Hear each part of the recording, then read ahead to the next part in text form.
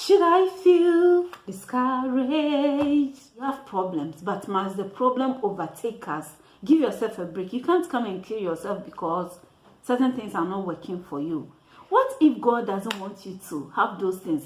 Most of the things we see on social media, they are fake.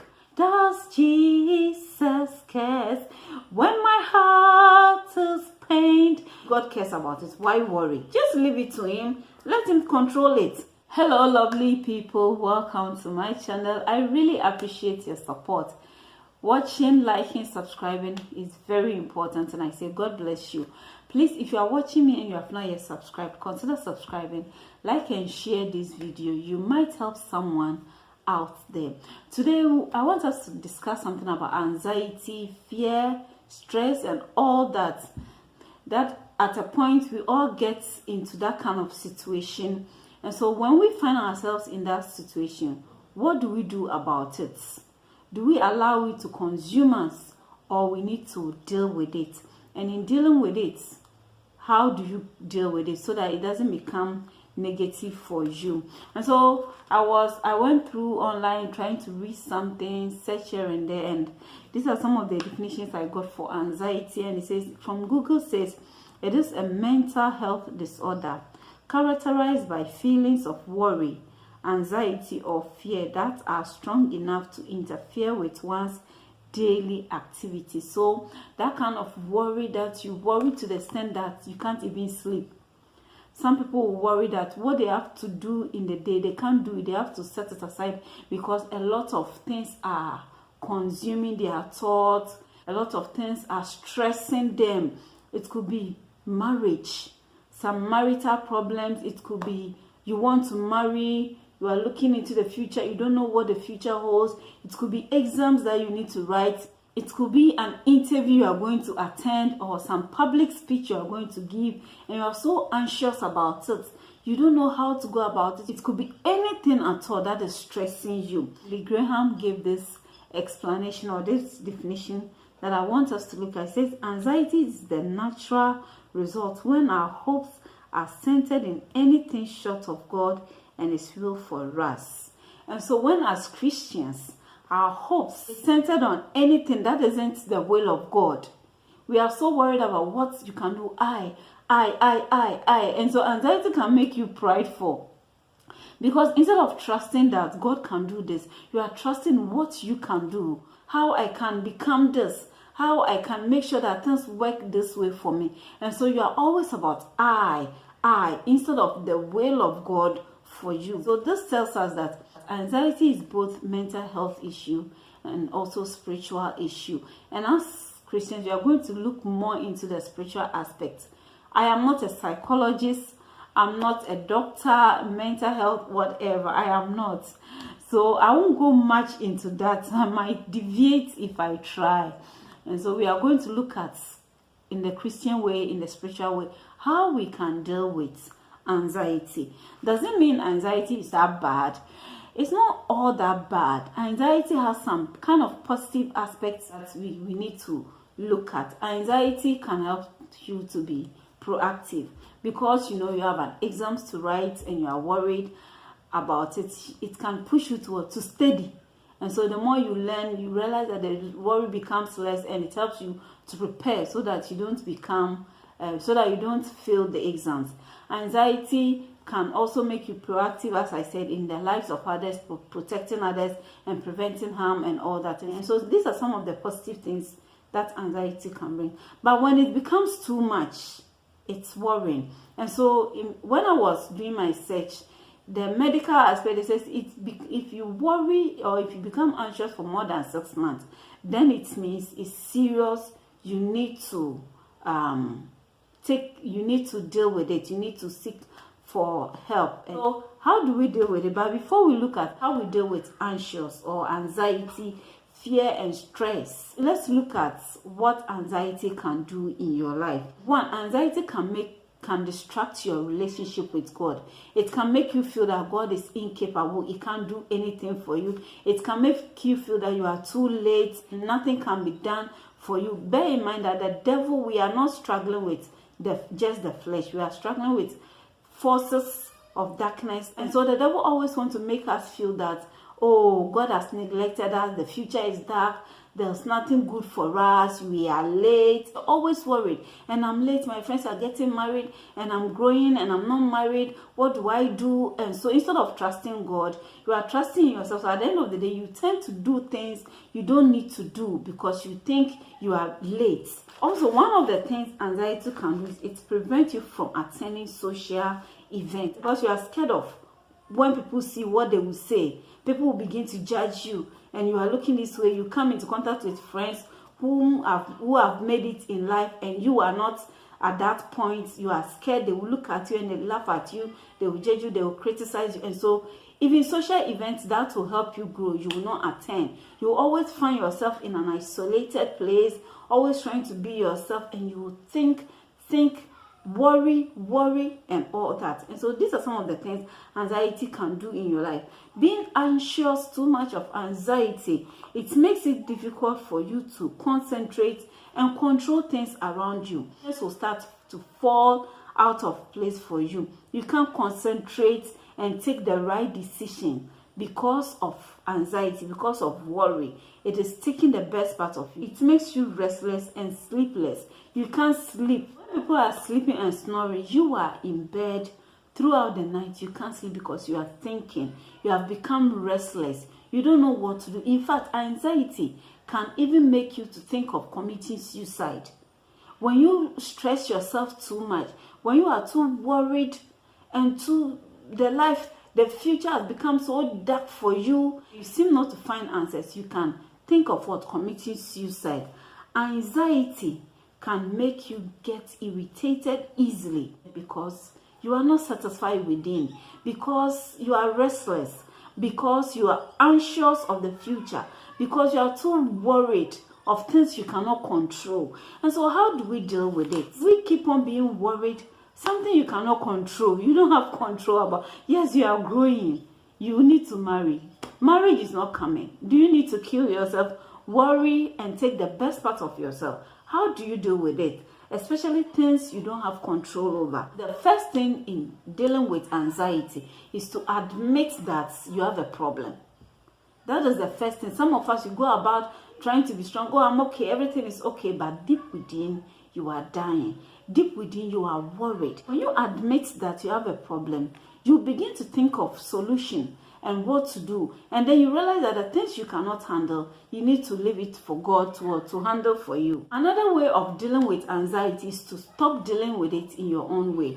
There are some people, when they are anxious, when they are worried, when they are thinking, they begin to snack here and there. Like me, the little thing, you want to eat something because you are too worried, you are too stressed, and so you want to eat something. For me, that is the time I try to be more careful about food, because I know I will end up snacking every little thing. Just enter the kitchen, eat something, open the fridge, eat something, snack here and there, which also tend to affect your body, your stature, your everything. And also drinking. Some people think the only way they can deal with their anxiety, their stress, is drinking. And so some people will go and drink alcohol and all that, thinking that when they smoke, when they drink, when they take in caffeine and all that, it will help them to be better. No, these things will not help you to be better. Rather, it will add more stress to your life and even add more sickness to your life. And the next thing you have to do is to take care of yourself.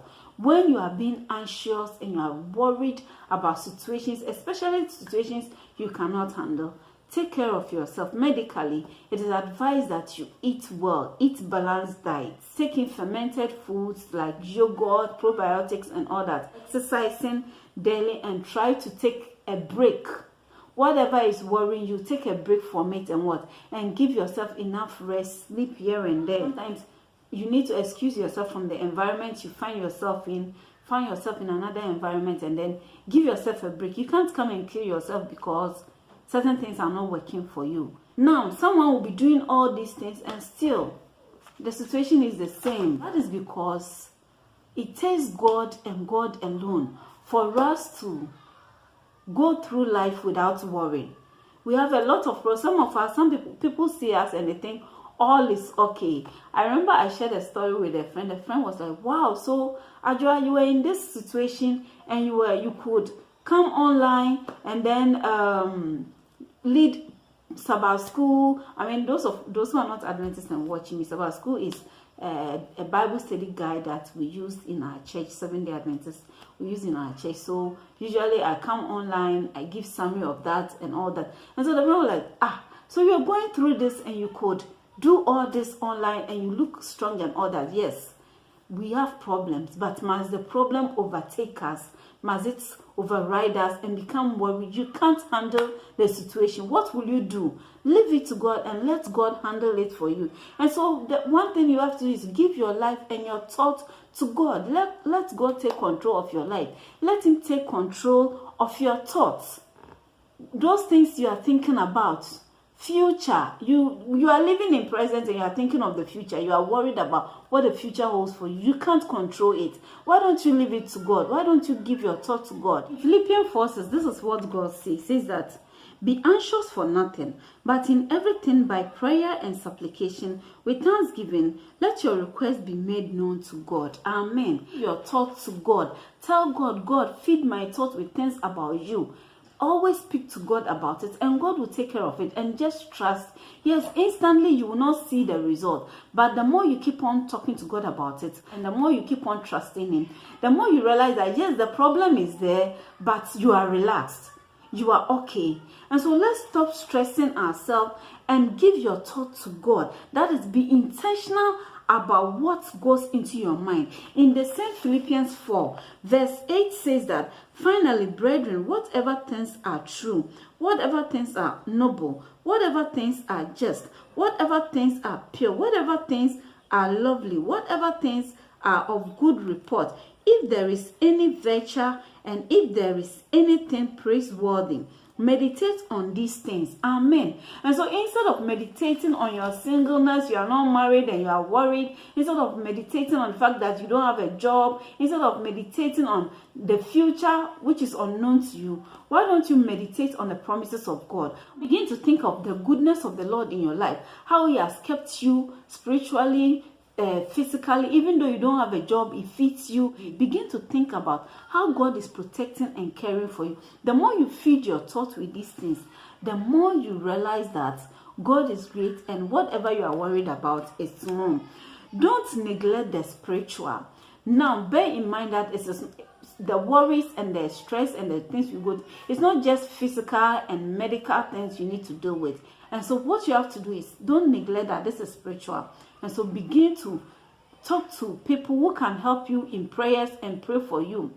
Get believers to pray for you. Have friends. Me, I will send message. Please, I need prayers. Pray with me. And it helps. Church members you can trust and talk to, that will help you in prayers. Do have a group that you pray and share some of these things together. One of the things you can also do for yourself is listen to good music and sing a lot of hymns. For me, that's what I do. One of my favorite hymns are, does Jesus cares when my heart is pained too deeply for mirth and song, and the burdens press, and the cares distress, and the ways grows weary and long. Oh yes, he cares, I know he cares. His heart is touched with my grief. When the days are weary, the long night dreary, I know my Savior cares. Yes, so you sing some of these hymns, and it helps you to trust in God, that God cares about your situation. And so if God cares about it, why worry? Just leave it to him. Let him control it. And so one of the songs that I also usually love to sing about, why should I feel discouraged? Why should the shadows come? Why should my heart be lonely and long for heaven and home? When Jesus is my portion, my constant friend is He. His eye is on the sparrow, and I know He watches me.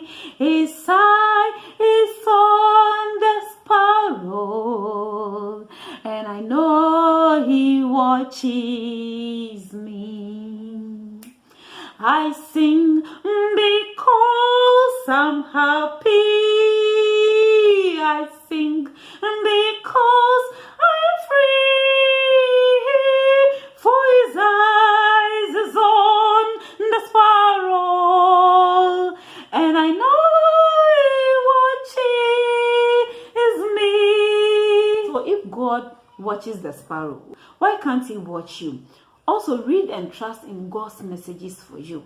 When you go into the Bible, there are a lot of messages that you can read and encourage yourself. You say, fear not, for I am with you. Be not dismayed. When you walk through the waters, I am there. When you walk through the fire, it will not scorch you, and all that. You read some of these Bible verses, and it encourages you, and you claim the promises for yourself, and you become relaxed. And so, in your own time, read Joshua 1:9. Read Psalm 94 verse 19, 2 Timothy 1:7, Isaiah 43 verse 1. Read this and more to encourage yourself to claim the promises and strengthen yourself. Leave the future for God to worry about. You can't do anything about it. And the next thing you need to do to help yourself is also engage yourself in things that can make you appreciative. Engage yourself in things that can make you feel worthwhile, like helping others, being part of people's success story. And so the more you help others to succeed, the more you become positive in the lives of others, the more you realize that you become comfortable within yourself, and you stop worrying because you realize that, oh, I am worthwhile in the lives of others. I am making positive change in the lives of others. And so I don't know to worry, even certain things that I expect to work for me are not working. One thing you also need to do that can help you is control social media. Do not let social media control your life. Be in charge of what you watch and what you read on social media and how they can impact your life. Most of the things we see on social media, they are fake.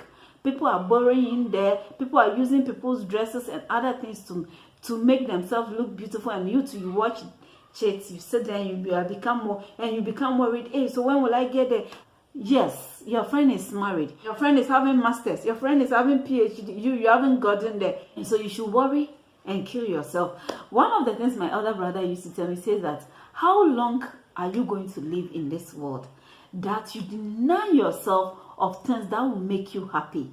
You deny yourself of being happy, and then you begin to worry, become anxious, and then fear and everything takes the best part of you. What if God doesn't want you to have those things? He doesn't want you to be rich. He doesn't want you to have children. He doesn't want you to marry. He doesn't want you to have the things you are worrying about. What if God doesn't want you to have those things? And so does it mean you will live the rest of your life worrying and killing yourself? No. Begin to control social media, because most of the things we see on social media, they are fake. Do not let them take the best part of you. And my last point I want to share with you is also that seek professional help. Seek professional help. Get counseling. Seek spiritual help. Talk to your pastor about it. And seek medical. Some of you, the anxiety is about medical problems. So get medical attention so that they will put you on the right medication. Don't medicate for yourself. And so get professional counseling so that you can get out of this situation. You know, African, we live in an extended family where you don't need to call your auntie before you go and visit. You can just pick your bag, go and visit. I remember during my service, national service, I was so stressed with something. I didn't know what to do. I was crying. My mental health was not stable. I just picked my bags, left the office, picked the car straight to my mom. The moment I got to my mom and my stepdad, before leaving, I was so okay. I was so comfortable because I was able to talk. They held my hands. They prayed with me. They gave me some words of encouragement. And I was so okay. Not just full mentally and spiritually, but also full stomachly. Eat. And I was okay, got food to eat and all that, and we loved and all that. As if so in Africa we have our families, so let's make good use of our families, our friends who are always there. Talk about it and be free. Get professional counseling. Don't let all these things weigh you down. No matter the problem, no matter what you are anxious about, no matter what it is stressing you, God is watching you. If his eye is on a sparrow, definitely his eye is on the person he created in his own image. So take it to the Lord in prayer and you will be satisfied in God. Thanks so much for watching. If you have not yet subscribed, consider subscribing. Share this video. You might help someone who is so anxious and worried about the future. God bless you. Have a blessed, anxious, free day. Bye-bye.